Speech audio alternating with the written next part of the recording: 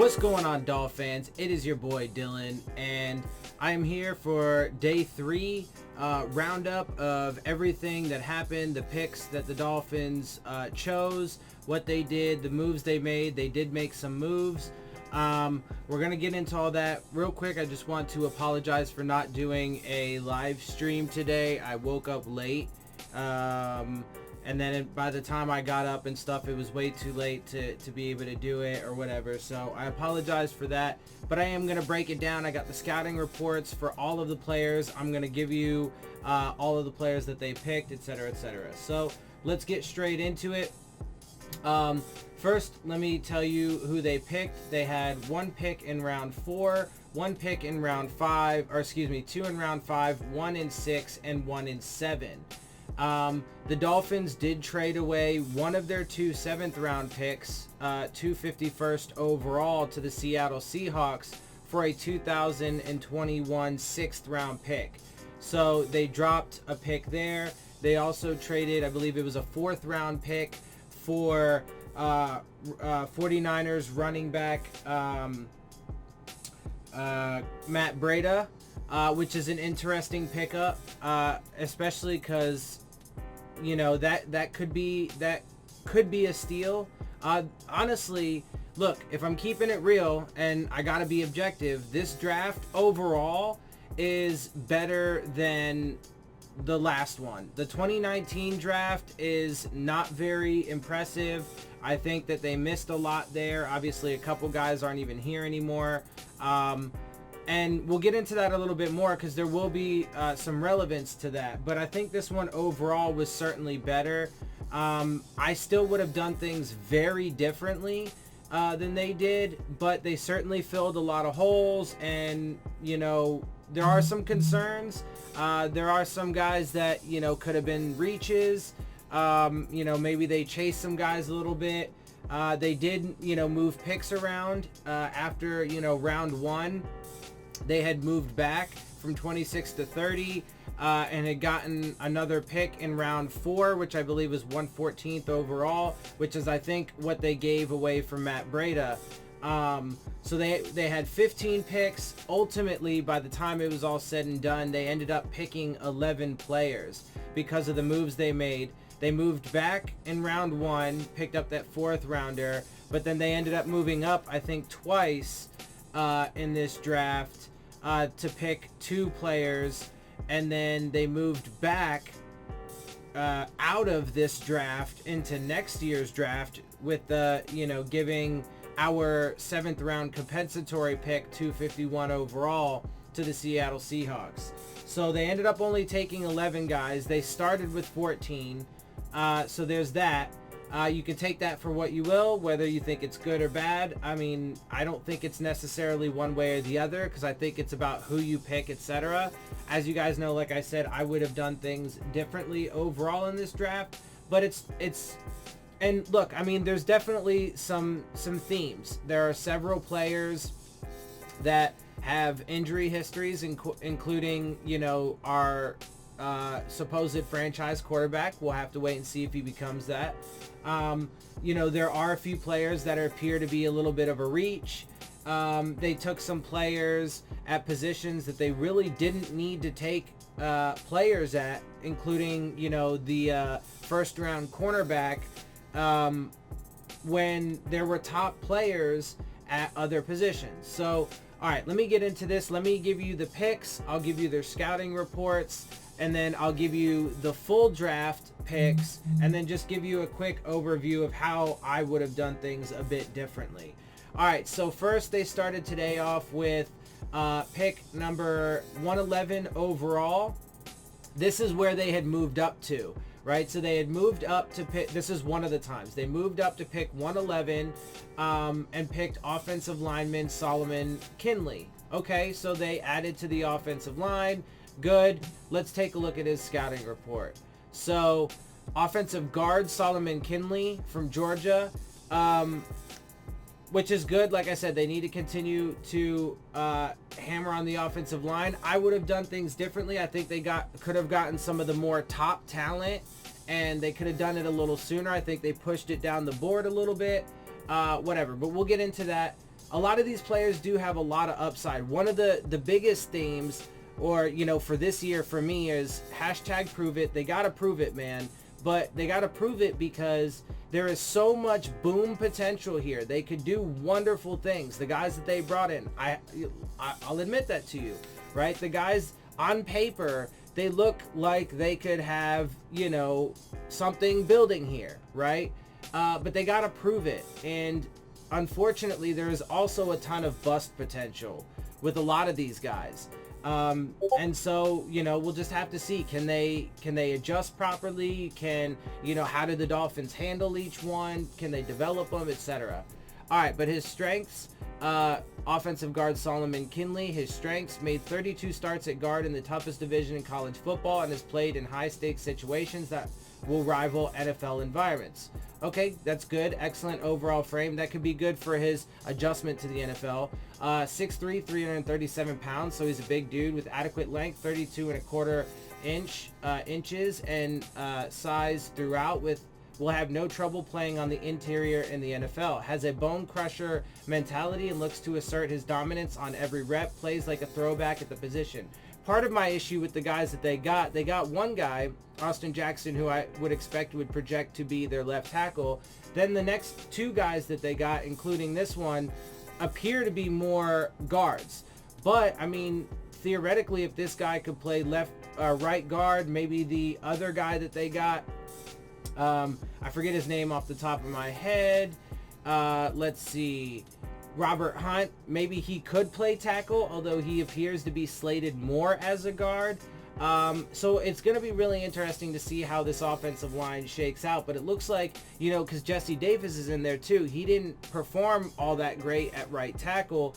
I think he's more suited to right guard, but it looks like there's going to be a competition for that right guard spot, and maybe potentially an inadequate options at right tackle, because none of them seem like they're particularly suited for right tackle, but they have some versatility out there, can do it, but they all seem to be really good at guard, so we'll have to see how that shakes out. Let's see. Bone crusher mentality, assert his dominance. That is good. They do want guys who are aggressive, especially in the trenches, and I do like that. Much better footwork than expected given his size, and shows the beginnings of a soft-footed pass protector. He reverts back to bad habits, but the fluidity flashes at times. I mean, that can be, you know, worked out and developed. Heavy-handed puncher who can deliver strikes and eat them just the same. Won't get dog-walked into the quarterback's lap, which is definitely huge. Because, you know, if he does, he could land on the quarterback awkwardly, twist him in a weird way, and that could cause unnecessary injuries. Weaknesses: drops his eyes into contact far too often. Aside from being remarkably dangerous, creates natural balance concerns and an inability to latch on and drive. Average at best athleticism given his size, isn't able to remain square, which creates a soft edge for linebackers to rip through.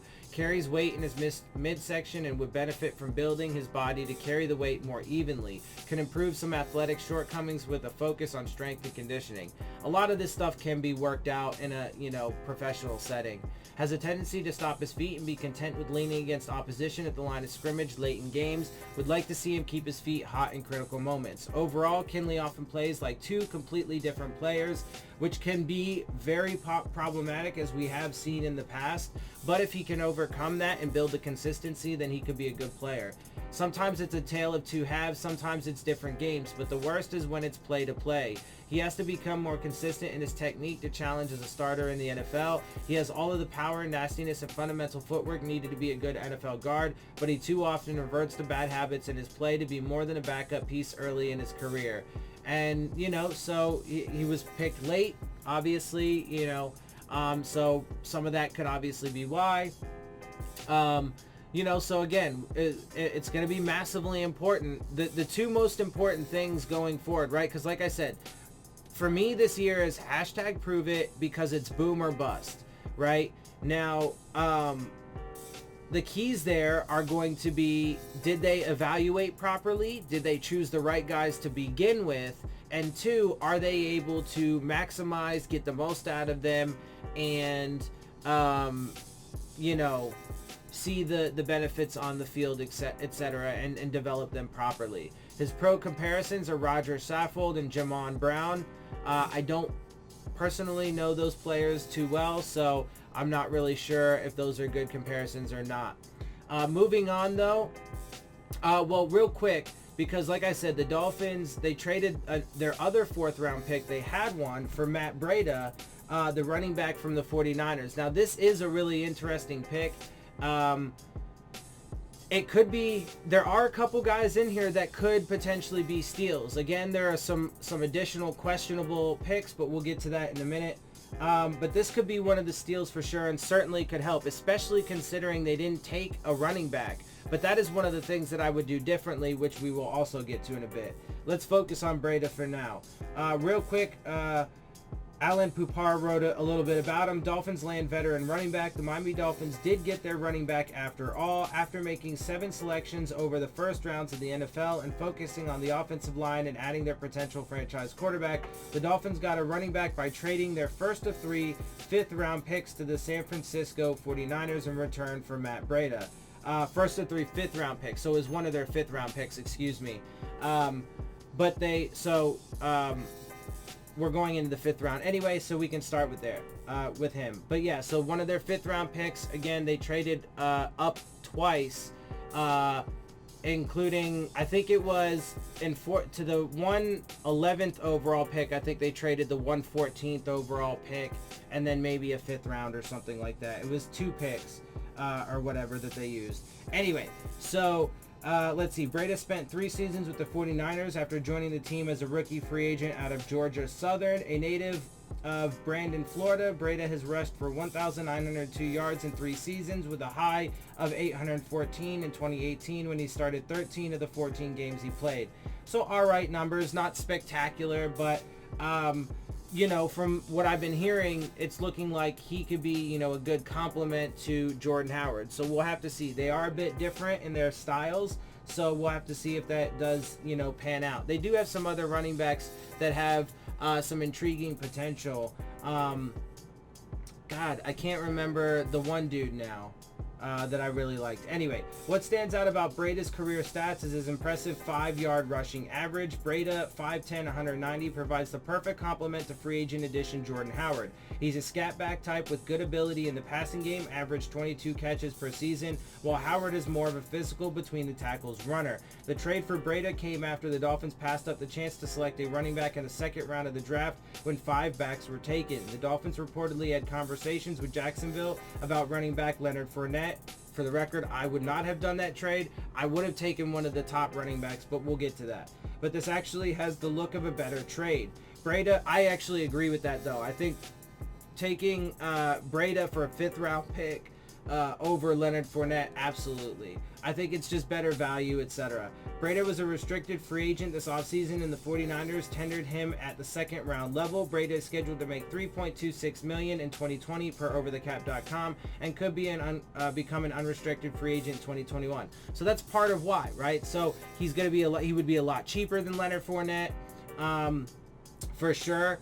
Has solid production and could work well potentially within the system we're going to be using.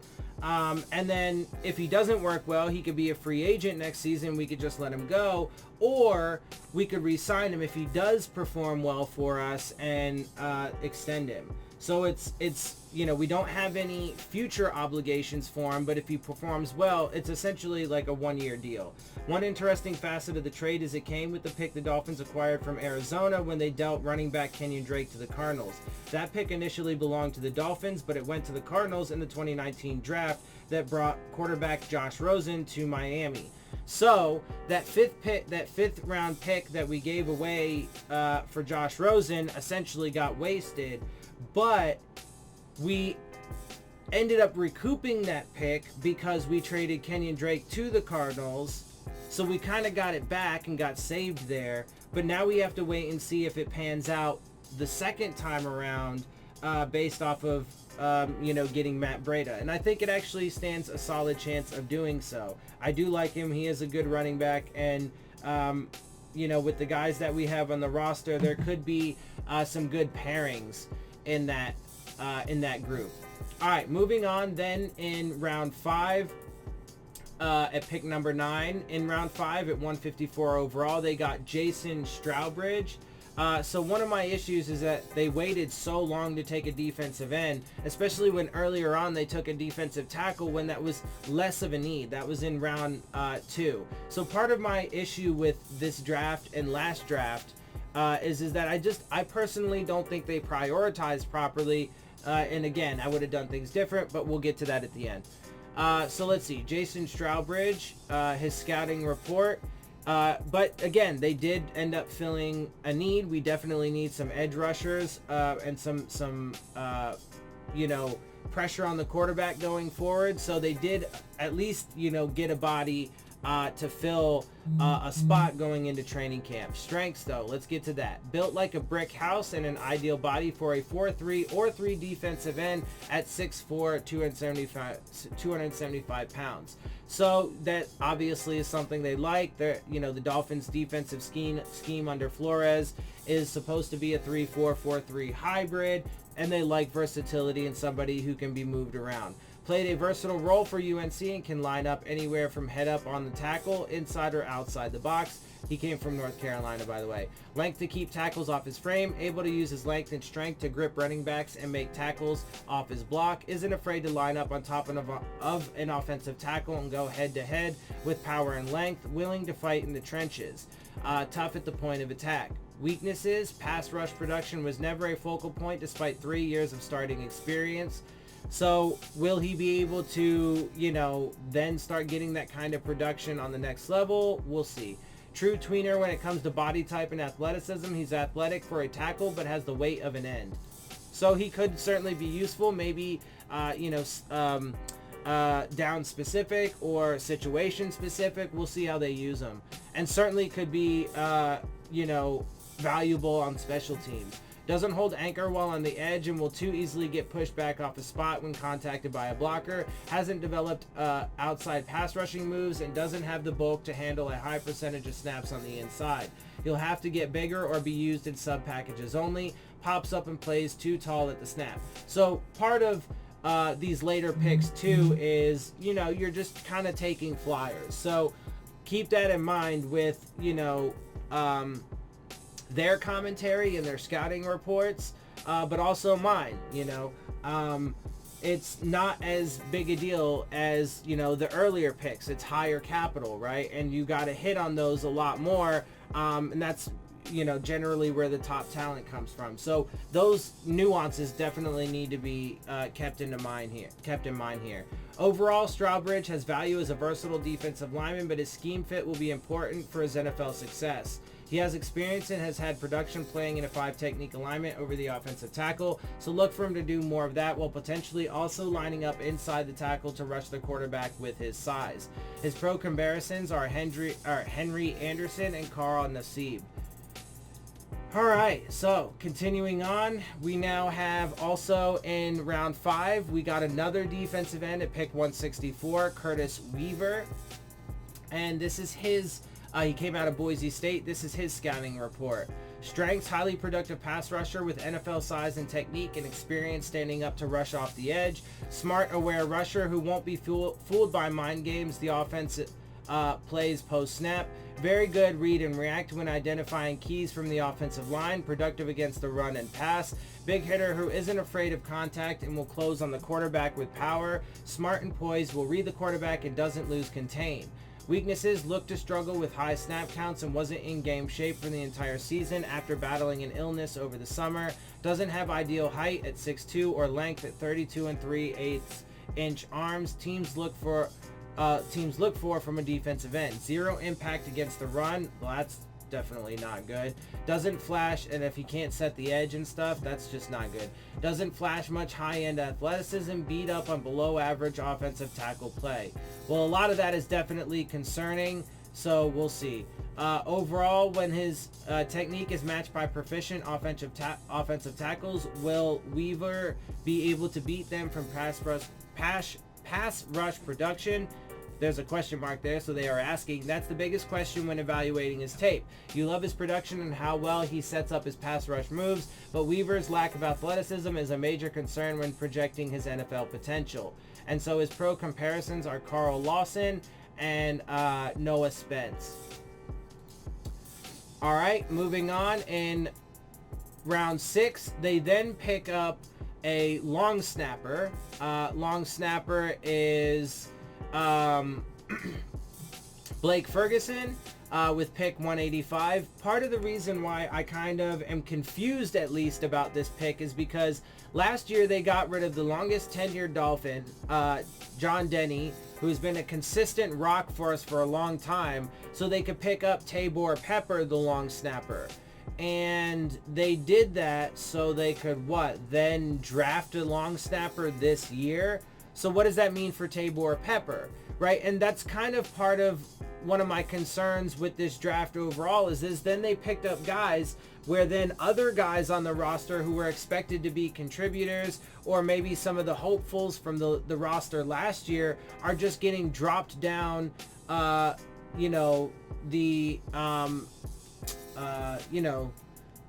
charts, the depth chart, right? Excuse me, I kind of brain farted there for a second. The depth charts, they're dropping down the depth charts. And same thing with the guys in the offseason, right? Like, they bring in Kyle Van Noy, but then Vince Beagle was like a Kyle Van Noy player who was supposed to kind of fill that role, but then they bring in Kyle Van Noy. So anyway, we'll have to wait and see.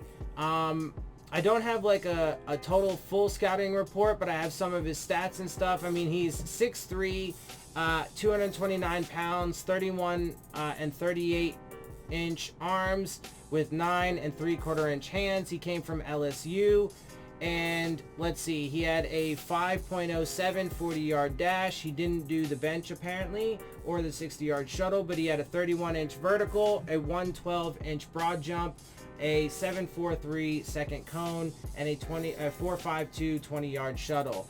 Real quick, Blake and his brother Reed have held down the starting deep snapper job for the Tigers for the past 8 seasons. Reed was a 4-year snapper before moving on to the Buffalo Bills after the 2015 season.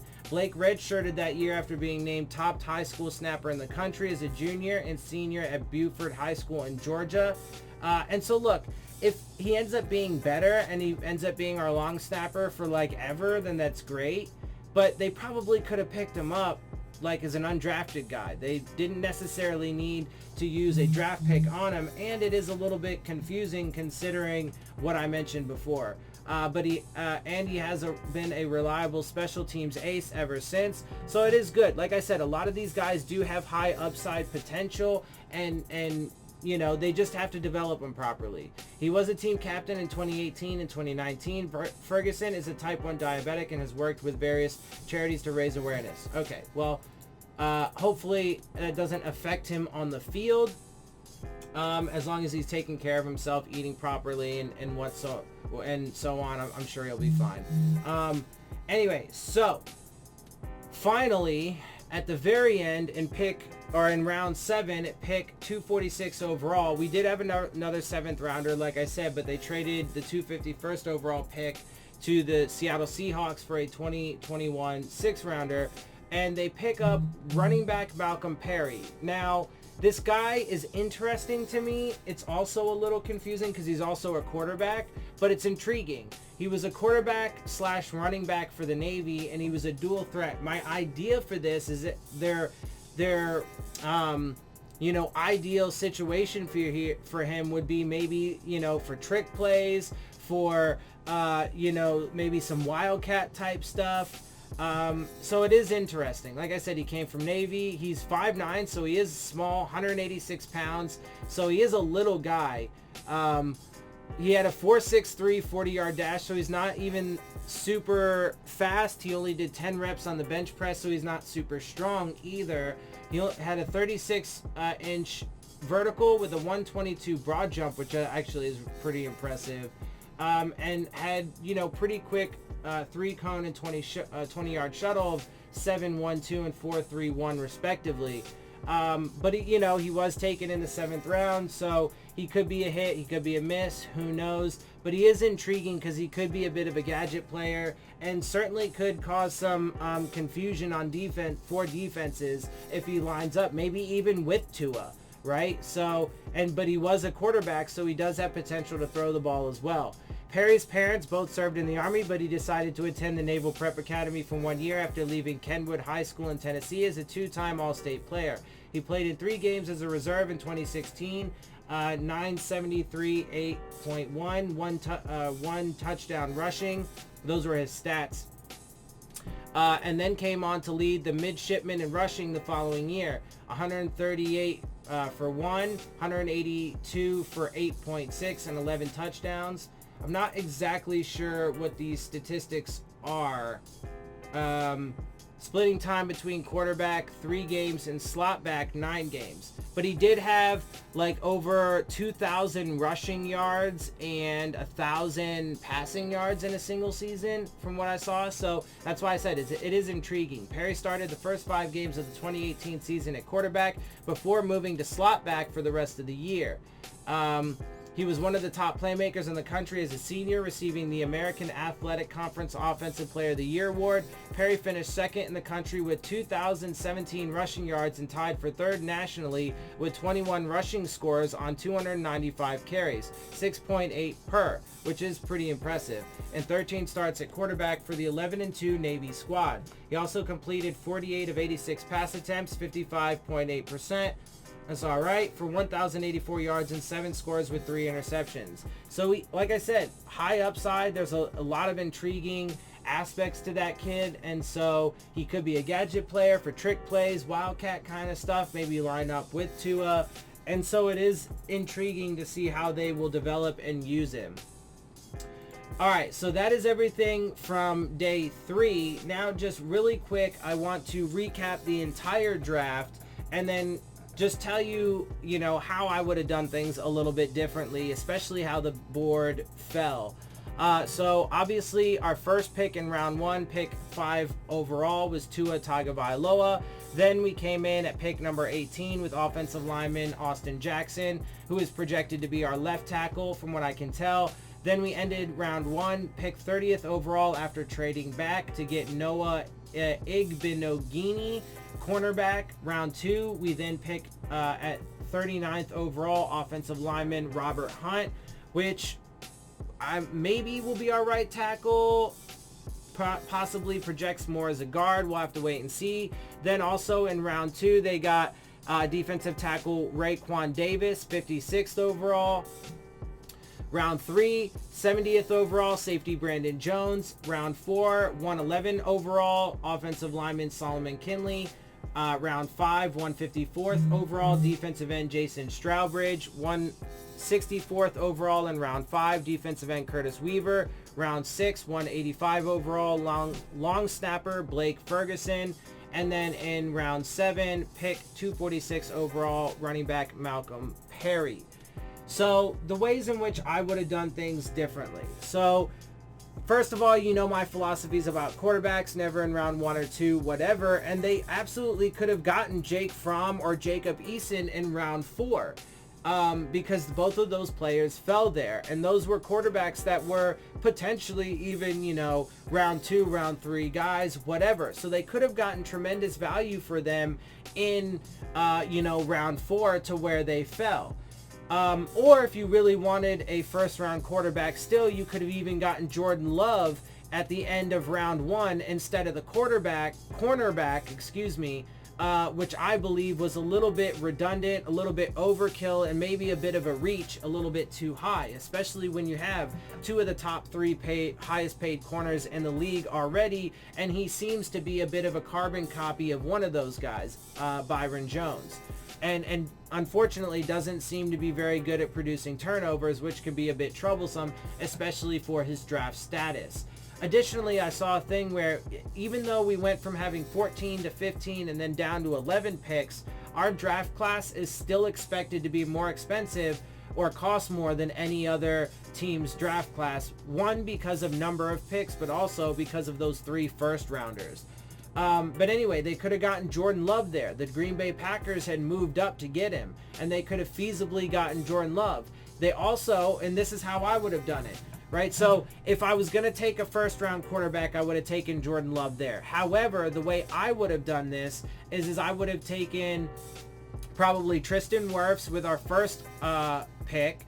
Then I would have taken probably either Andrew Thomas or Josh Jones or one of the other top offensive linemen with our second first round pick. So I would have doubled down on the offensive line, probably got my 2 tackles of the future in round 1.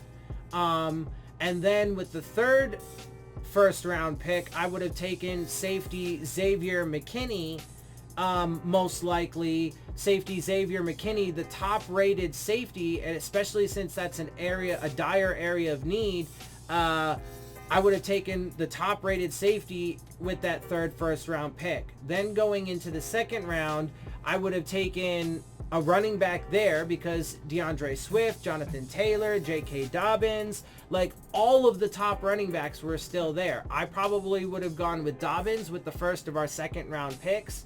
And then with the second of our second round picks, that's probably where I would have gone edge rusher, right? Address it a little bit earlier on as opposed to, super far, down in the later rounds, the mid to late rounds. Or maybe, I don't know, maybe another safety or something like that. I probably, though, would have tried to take a, defensive lineman, but instead of a defensive tackle where you already have, Christian Wilkins, your first round pick from last year, as well as, Devon Godshaw and a couple other guys. You have at least some solid players there, including your first round from last year.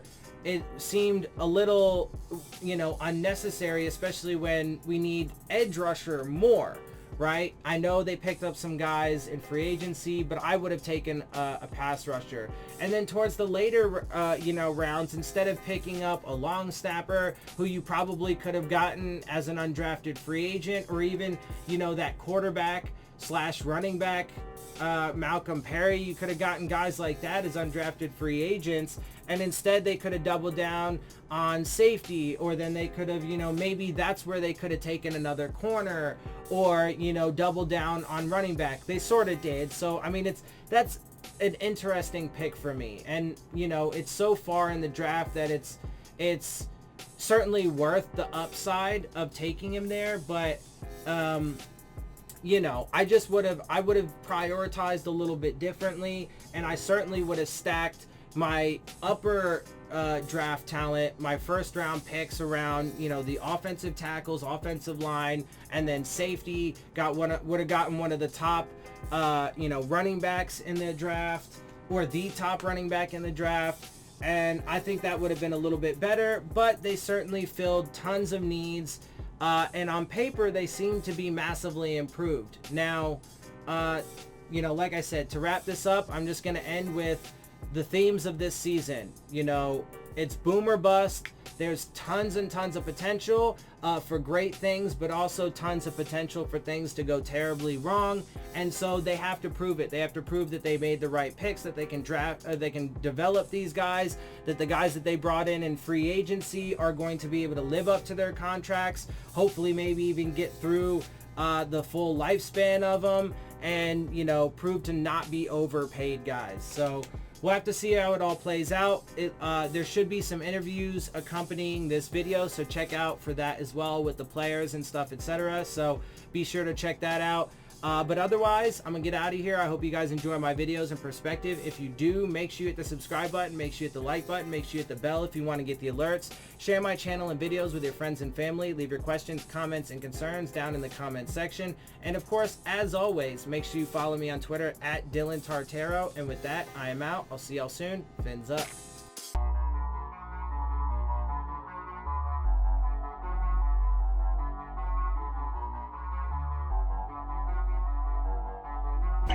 Tell me a little bit about your position versatility. What positions can you play? What's your best position? And have you talked to the Dolphins about a specific position? No, sir, I haven't talked to the Dolphins about a specific position. To be honest, I could play either side of the guard. To be honest, I could play anywhere the coach need me. I'm going to be a player to come in wherever the coach need me to go play at, that's where I'm going to go play at. Go, Shad. Hey Solomon, congratulations and welcome to South Florida. What do you know you can do best? I know I can play football. I know I can play football, coach. That's all I can say. I mean, like I said, wherever the coaches need me to play at, I'm gonna be a type one of the players that do anything to make the team wins. Coach need me to go play here, I'm gonna play it. If I haven't played it before, I'm just gonna try my hardest to play and do the best I can. Cameron Wolf. Hey Solomon, congrats. We heard a little bit of your family being excited when you first got picked. What does it mean? You know, I know you from Jacksonville to be down here in Miami, not too far from where you grew up playing. I mean, it means a lot. To be honest, I'm originally from Jacksonville, Florida, but I stayed in Miami because I have an auntie. Matter of fact, my whole dad's side of my family lives in Miami, so I just really go down there and I hang out with them. So you might as well say I'm 50-50, have Jacksonville and have Miami anyway.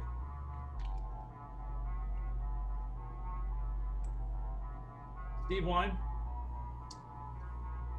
Congratulations. What do you think about the prospect of blocking for Tua?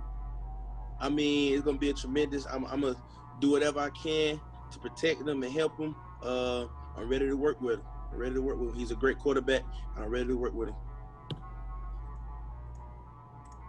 Adam Beasley. Yeah, I wanted to ask you this about that national championship game. What are your memories of what Tua did in that game?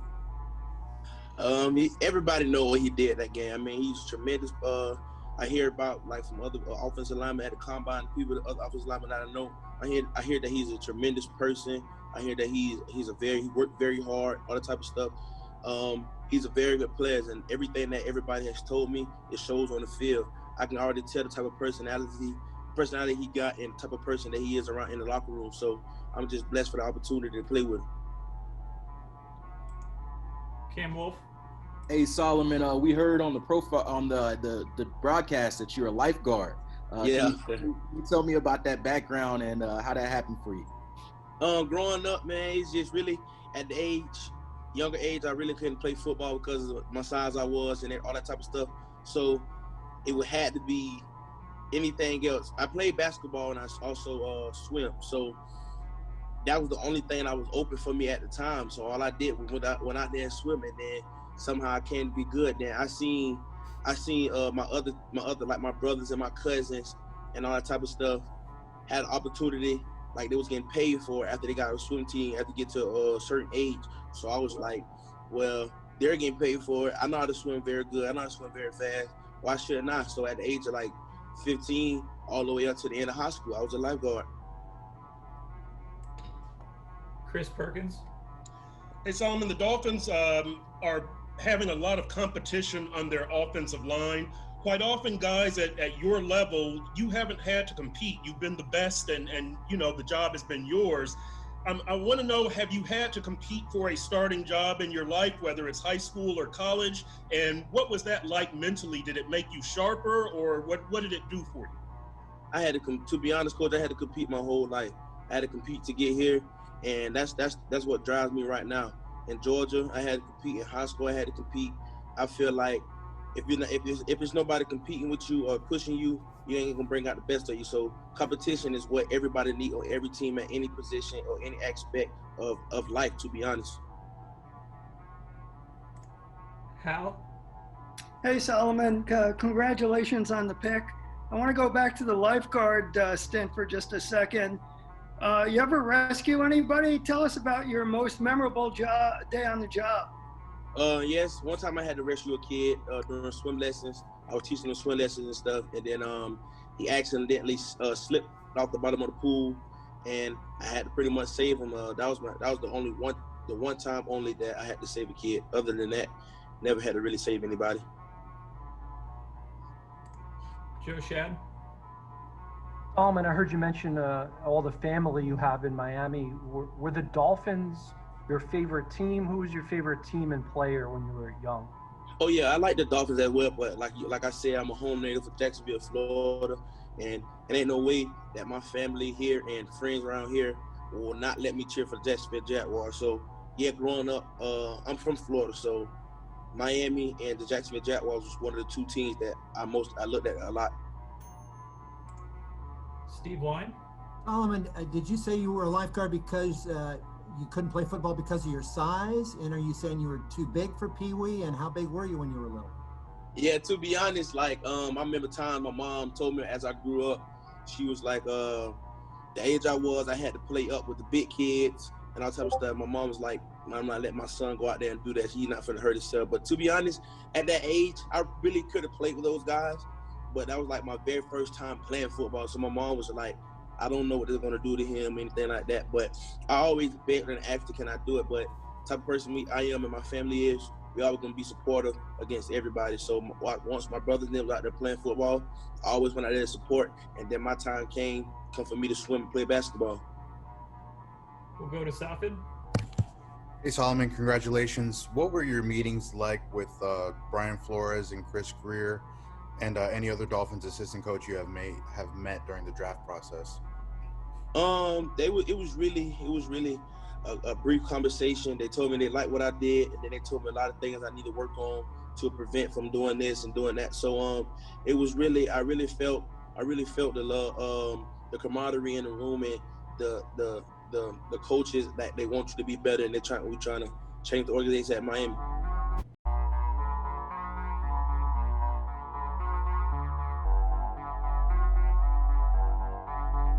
Jason, congratulations for a local kid. I can imagine what this means to you to be picked by the Miami Dolphins. I also wanted to ask you about the Deerfield High connection you guys have going on here.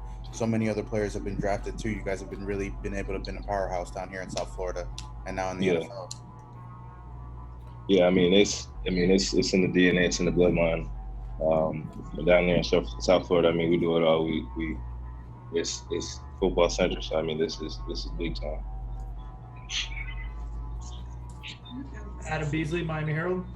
Did you have a chance to get with the Dolphins before the coronavirus hit? Did they have you in for a visit, or was it basically just combine and during the season? Yeah, basically just combine and just interviews. I wasn't able to get out to the Dolphins facility, but I had a Zoom call with them and it went good. So. Chris Perkins. Hey, Jason, I've got some questions just kind of about what your ability. So I'm wondering which side is your best side? Do you have much experience playing on the inside? And do you have much experience in both the 4-3 and the 3-4 schemes? So to answer your first question, either side. I played DN and D tackle, so I'm just as comfortable inside as I am outside. I'm just ready to, wherever they need me to go, whatever position they need me at, that's what I'm focused on. I pride myself in being able to, move around on the line, and that's kind of what I did a lot in my career in college. So. Yeah, Jason, I guess what does this mean to you, man? How are you feeling after the draft pick? What was the call like from the coaches and the GM? Yeah, I was excited, man. Just seeing everyone's name be called, seeing other guys that I knew. Just watching them go, it was all around just good experience. And then to get the call to, say that I'm staying home. It's everything. Just to be able to have all my family watch me play. To the Dolphin Stadium, just come back. It's a great feeling. Dave Hyde. Yeah, I'm just curious. If you were to pick one word to describe your style of play, what would it be? Definitely versatile. Hey, Jason, I'm wondering how this whole scouting draft experience has been for you, considering the coronavirus. You went to the combine, you're I guess FaceTiming and maybe Zooming with teams. Take me through this and how has it been for you? Yeah, it's nothing anyone ever expected. Definitely not I. But we were able to get in calls. They all went good. It's a weird feeling, but I'm just glad it's here.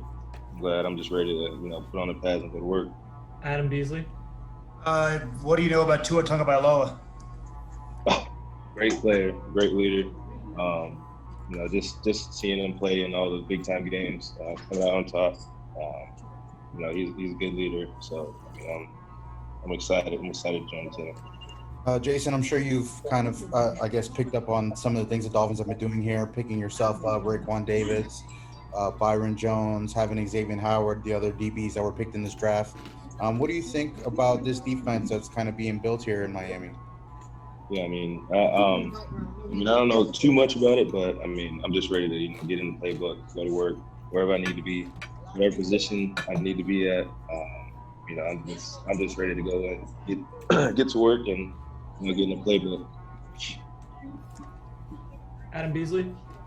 Did you have an idea what range in which you'd be drafted? Did you think Miami would be your destination? Did you think you'd be in the 5th round? Oh, I'm curious.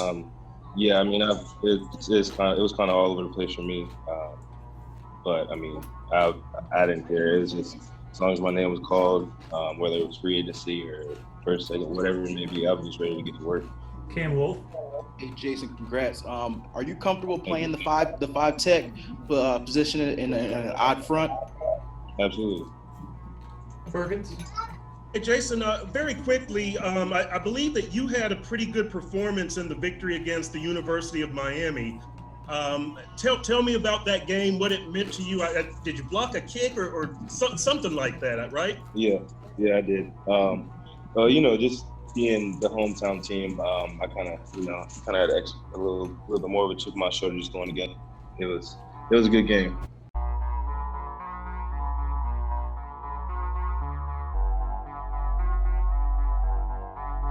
The first question, Omar Kelly.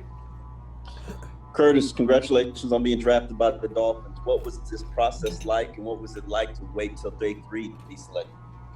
It was stressful, just waiting for your name to be called, just like everybody else in the draft. But I'm glad the Miami called me, and I'm just happy at the moment right now. Chris Perkins. Hey, Curtis, congratulations on being drafted.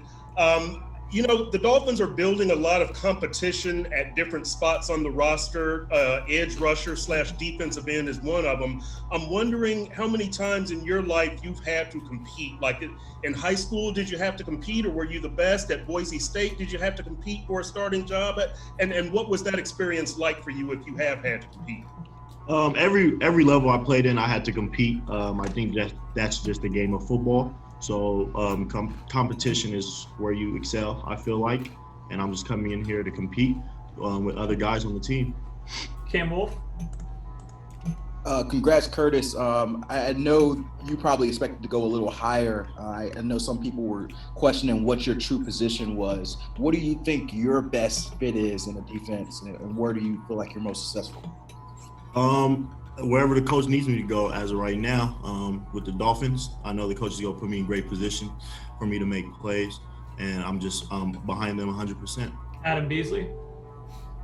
I think I read somewhere that you were the all-time Mountain West Conference leader in sacks. Is that correct? Yes, sir. How'd that happen? Working hard, effort. Second is on the field. Everything you got, God's gift. Safid. Yeah, I wanted to ask you what goes through your mind every time you kind of get past the offensive lineman to get a sack. What does it mean to you every single time that you get one? What's that feeling like? Winning that competition, winning that rep. That's a big thing for me. Going through a football game, just winning that play. Omar. How comfortable do you feel dropping back in coverage, because this defense requires you guys to do multiple things and play different schemes? I feel comfortable. Did it in college. Not new to it. A lot of friends that are DBs helped me pave the way and helped know my coverages, know routes and things like that. So I'm comfortable. Joe Shad. Curtis, entering the draft, where were you hearing you might be drafted? What rounds did you think you were most likely to go? I believe my projection was like 1 to 3. All right, it looks like that's all. One more here. Let's go to Omar Kelly again. What was your thought process when you entered the draft? I mean, what did you just feel like it was time to begin that professional career, or? Yeah, I felt like winning championships at Boise State was at the top of my task, and we did that. And then after leaving, I felt like just getting my body right and things like that, getting ready for the next level. I was ready for it. Safid. Curtis, what does this all mean to you, man? To finally have your name called, to finally have one of your dreams realized, and where do you want to go from here? I'm just blessed and another opportunity for me to grab. God gives us opportunities in life, and is what are you gonna do with it to take it? That's the big thing for me, and I'm just ready to come in and work hard. Chris Perkins. Hey Curtis, through this whole experience, because we've got this coronavirus scare and we have to shelter in place, I'm wondering how these interviews have gone for you with teams. Have you had any funny experiences? Has your computer cut out, or has an executive's dog jumped on his lap while he was talking to you? Did anything funny happen? Nothing crazy. Just great conversations, great internet connection, so none of them failed. And I was just talking, just regular talking, and it all went well.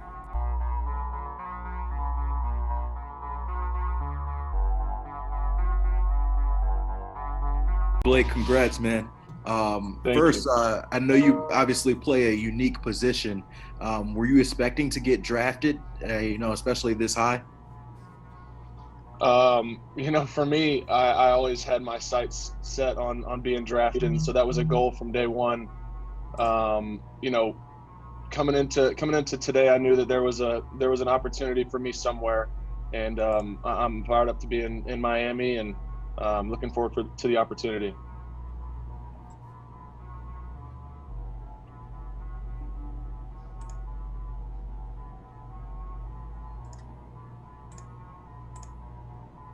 Again, just a reminder, please use the raise your hand function to ask a question. Hey, Blake. I know your brother obviously played for the Bills. You're in the same division now. Are you looking forward to those twice a year battles? Yeah, we were just talking about that. From the beginning, we talked about, what if I end up in your same division and we get to play each other twice a year, and here we are. So, I'm fired up, and I'm certainly going to be doing my fair share of trash talking to him.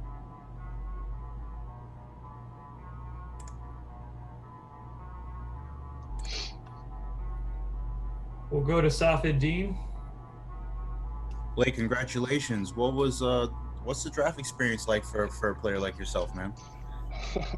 It's pretty stressful, and it's stressful for everybody. But for me, I was fortunate to have my family around, and I was sitting there watching the picks just like everybody else was, and then my phone started buzzing. So it's been a cool experience, and I've been looking forward to this day for a long time.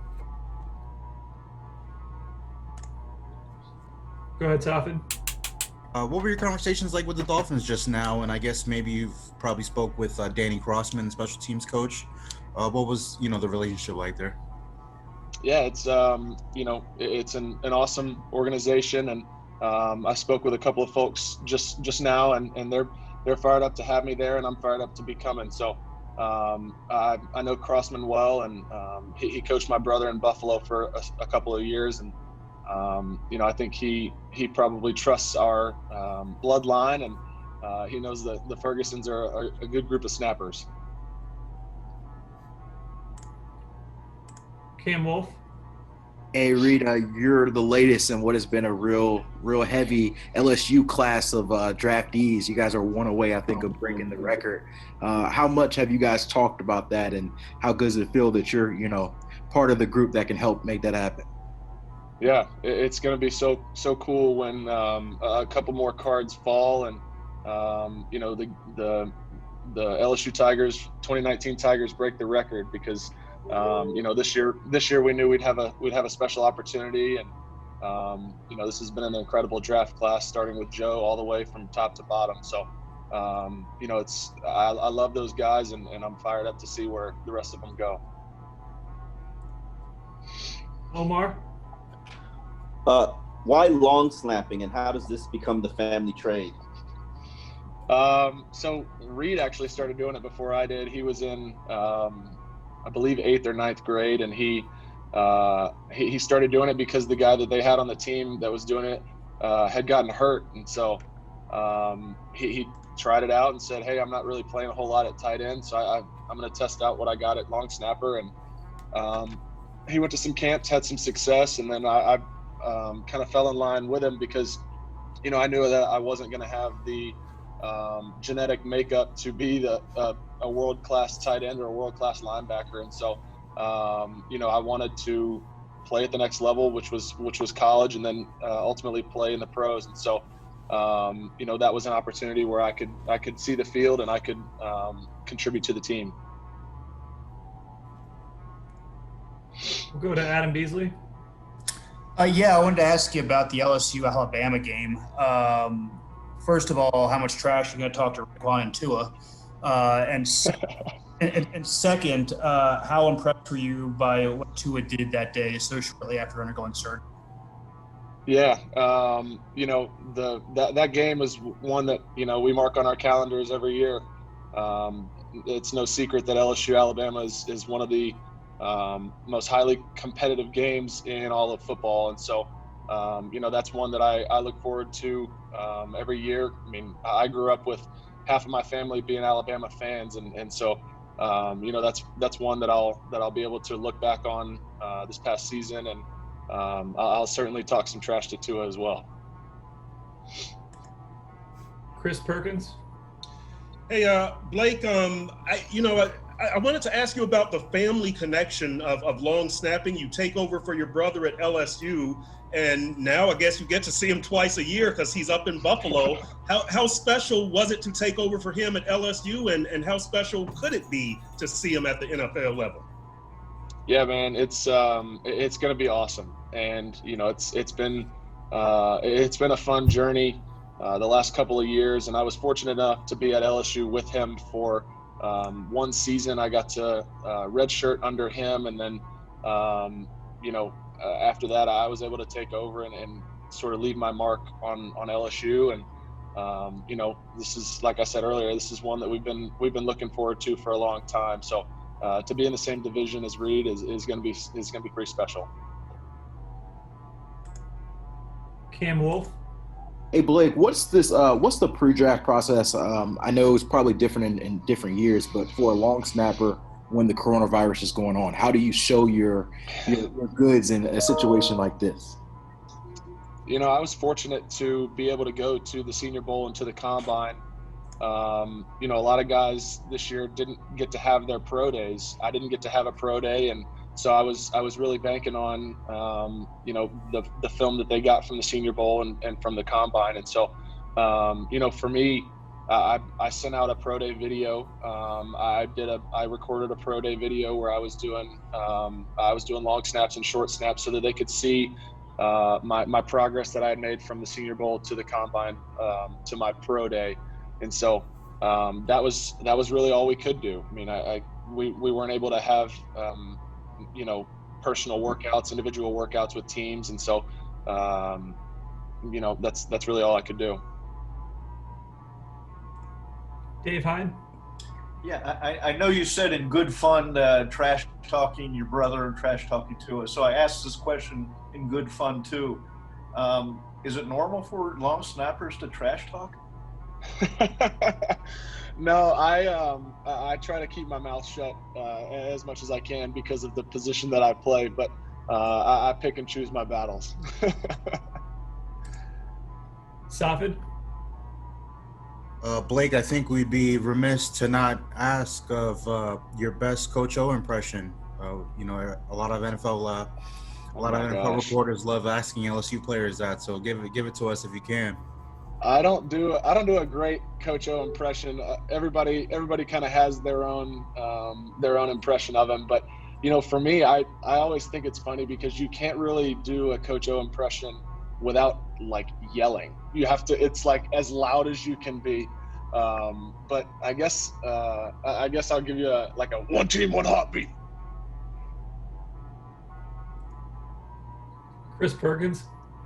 Hey Blake, I hate to get super serious here, but I saw that you are diabetic and have done stuff for the American Diabetes Association. With the COVID-19 situation, have you taken extra steps, and have you thought about how you could integrate yourself with this team when it's time to report? Yeah, it's one that I certainly have to be careful of, having a pre-existing condition. But I spoke with my doctors, and I spoke with some people from a couple of different foundations that I work with that are medical doctors, and they reassured me that if your blood sugars are healthy and stable, you're going to be at much lower risk of contracting the virus, as opposed to if your blood sugar was high and really spiking up and down. I do a good job of keeping my blood sugar within range and tracking pretty steady. So I feel like I'm at a lower risk as being a diabetic, but I'm certainly taking the precautions necessary to stay safe. I've been staying home and sort of quarantining myself with a couple of other members of my family, but really trying to stay safe just like everybody else.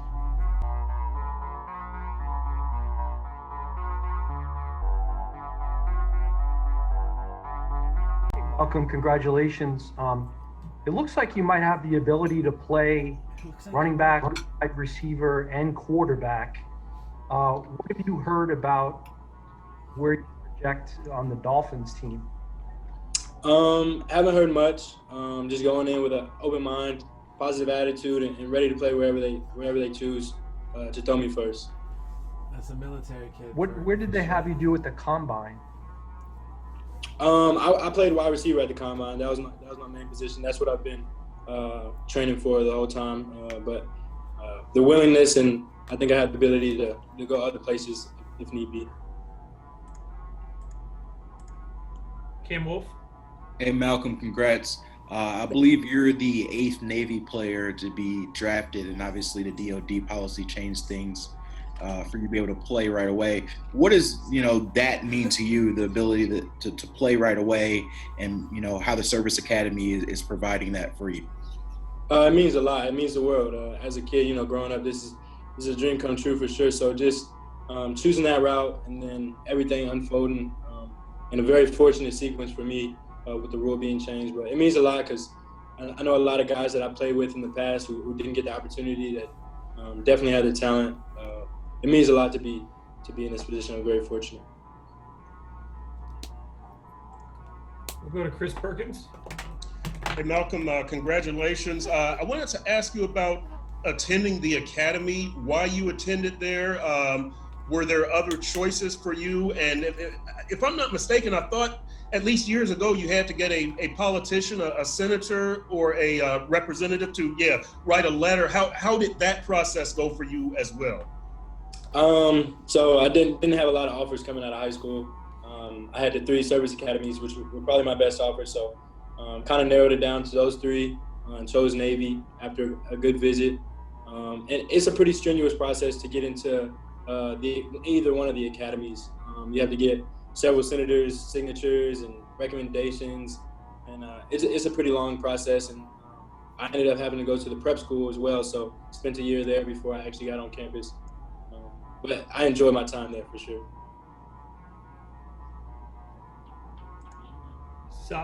Safedin. Malcolm, congratulations, man. I wanted to ask, what's probably the most exciting thing about having the ball in your hands as a playmaker? Just the ability to help my team and get some yards and hopefully get a touchdown. That's the goal every time I touch the ball. So just giving the ability to help the team out, and hopefully I'll be able to do that. Adam Beasley. I think you touched on this a bit before, but just how important is it for you to show the world the level of athletics that are in service academies? And if you can make a mark in the NFL, do you think it might change some opinions on the level of football at those colleges? I don't like to think about it a lot. I think, me and my teammates just like to go out and play football. But moving on to the next level, just keeping that same attitude, just work hard, do whatever I can to help the team, and get the ball rolling there. Chris Perkins. Hey Malcolm, I'm wondering when you started to think the NFL is a realistic option for you, and I'm not trying to be negative here at all, but if you don't make it in the NFL, would you stay in the service, or how? Have you even thought about a military career? What would happen then? So I'd say when I first started thinking the NFL was a possibility, it was somewhere in my senior season, mid-season. Kind of felt like, I had the ability to, having a good year, might get the shot. But given that the NFL doesn't work out, I'll be a Marine Corps officer. So I selected Marine Corps ground. And if the NFL wasn't in the mix, I'd be going to TBS for 6 months and then getting my MOS and getting my specific job in the Marine Corps. And I'd be an officer in the Marine Corps. So after the NFL career, whatever it is, I still owe 2 years of active duty service. So that's still something that I have to do. Omar? Wide receiver, why is that the ideal position in mind for you to have success? Well, going into it, I think my skills kind of translate to that position pretty well. And it's where I was most uncomfortable as a player. I felt pretty natural at running back. If I needed to make that transition, just wanted to be as good as I could at my weakest position transition that I thought. So that's what I've been training for. That's what I was projected to play at the next level. But obviously, like I said, I'm open to anything, but just wanted to practice there and felt like my skills translated there the best. Joe Shad? You know that Patriots coach Bill Belichick has a lot of respect for the service academies. I'm just wondering which teams spent the most time with you, which coaches, which front offices, what were some teams you thought might be in on you? The Patriots were definitely probably at the top. There's a big tie with Navy and Coach Belichick, and talked to him quite a few times, and they probably showed the most interest. Kirk? Malcolm, quite often special teams help guys who are drafted on the third day. How much experience do you have, and do you think if you don't have much, could you learn it fairly quickly, do you think? I have a year or two with special teams experience. I did some kickoff returns at Navy, practice punt return, never got to get it done in the game, but I feel like that's definitely going to be a big role for me, somewhere where I'm going to have to shine to make it in this league. So it's definitely been something I've been practicing, and definitely need time to get better and get that ball rolling in that department. Adam Beasley? Is there a history of service in your family? Is there a reason that you were drawn to the armed forces? Yes, sir. Both of my parents were in the Army. They both retired after 20 plus years of service. So my grandpa was also an Army veteran. So there's a lot of Army presence in my family, and even in the town that I live in.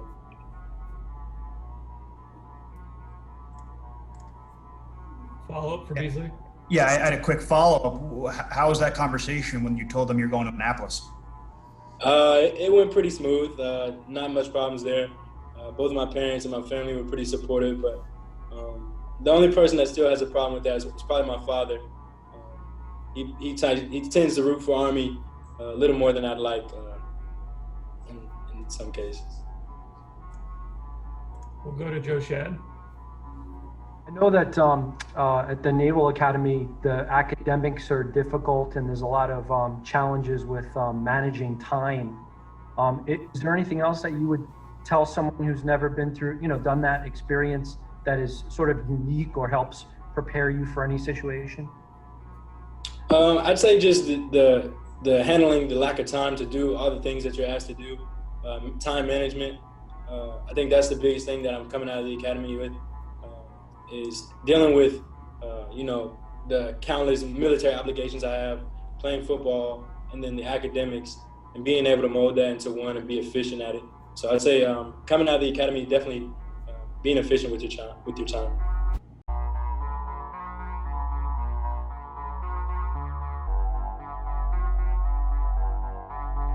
good evening, guys, or I guess good morning at this point. It seemed like you guys focused on improving the trenches in the second. Was that a priority for you guys, or is that just how the board felt? No, when Brian and I, got together here talking about when we first hired, we always talked about business from the ground up. And the big part for us was finding the right types of guys to fit, what Brian and the coaching staff want, and for us, we always talked about building. And that's how you win in this league, O-lines and D-lines. And so we took great value. We're excited to have them. We feel really good about the picks. Yeah, I agree with Chris. Just felt good about Robert, Raekwon, Brandon.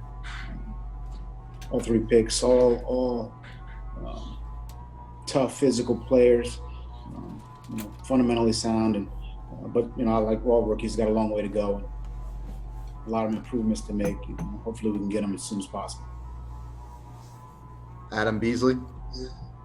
Yeah, this is a question for Chris. Did you guys try to move up for J.K. Dobbins? I know he went one spot before you picked. Was there any conversation about moving up for Dobbins? And also, have there been any conversation with the Jaguars about Leonard Fournette? No, we've not had any conversations with anyone. And for us, with the board, we're calling teams all the time up and down, but we don't typically move up to go after any specific player.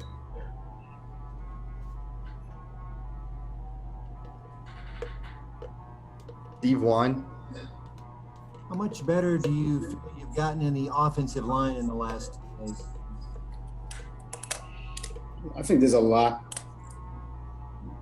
We don't have the players. I mean, look, when guys don't play for a long time, it's hard to say, you're better at this or better at that. We got to get them here. We got to get them the terminology. We've got to, work together as a group, as a unit.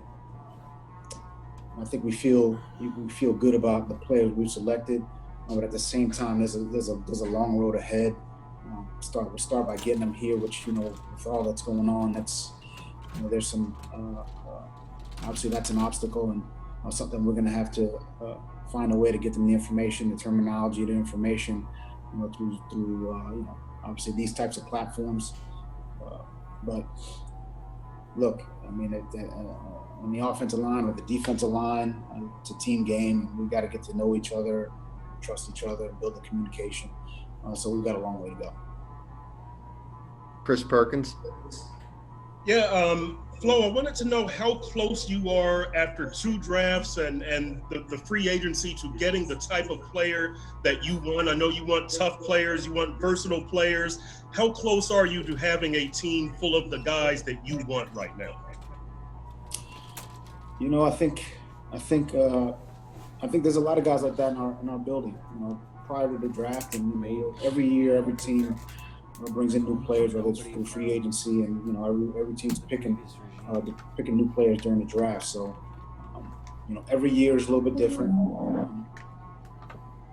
Building a team and building that camaraderie, communication, it's different every year. As far as specific players, we've targeted guys who fit the Miami Dolphin criteria. Guys who are tough, guys who are smart, guys who love to play and compete. I think we had a lot of guys like that on our team a year ago as well. So, Chris, myself, the personnel staff, the coaching staff, we'll always try to get those kind of guys in our building in all areas. Coaching, scouting, playing. Anyone who enters the building, you guys have heard me say that, and I think that'll change. The more guys we get, we fit that bill, and we'll hopefully we'll improve. But again, we've got to get out there. We've got a long way to go. We've got to practice. We got to get in the meetings and get into walkthroughs. And we're a long way off from that, given what's going on. But hopefully we get back going once at some point. I'm hopeful that we have we get back to practicing. But obviously there's a lot more pressing issues out there. So when the time is right, we'll hopefully build a team that communicates, works well together, and is improving daily. Joe Shad. Chris, I see Robert Hunt listed as a tackle. Did you guys draft him first and foremost as a tackle? And then also if you could talk about what you think his best traits are. Well, Robert, can play right tackle, can play right guard. So for us, he's going to come in and compete for a job. So, Brian's talked about it, it's competition. So, that's one of the things we like about him, with some position flexibility to play those things. But the traits we loved about him was his competitiveness. He's a tough, physical player, plays with an attitude. He's got good football intelligence. It's important to him. And so a lot of those, criteria and qualities that the coaching staff is looking for, this kid has them. So we were very excited, and after we took him, Brian and I got multiple texts from people on other teams saying that was their guy. So we're happy to get him, and I think he'll be a good fit, and looking forward to when he gets here to work and get on the field and compete for a job. Omar. With Raekwon Davis, there was so much production his sophomore season, and then his play kind of tailed off. When you guys did the evaluation, where did you feel like he was in terms of the reasoning for that limited production? I think, people talk production and they want to talk sacks. And, Brian's mentioned before that this kid he's created a lot of opportunities. He's had plays where, he's been and falling off stuff, but the one thing he is, he's big, physical, tough. He stops the run, and I think as a kid, he's maturing over the years. And this kid, we're really happy to get him, and we didn't have any qualms about him. And I know Brian and the coaching staff and the scouting staff were really excited. We always had him rated as a high-rated player for us. Yeah, I just piggyback on what Chris just said.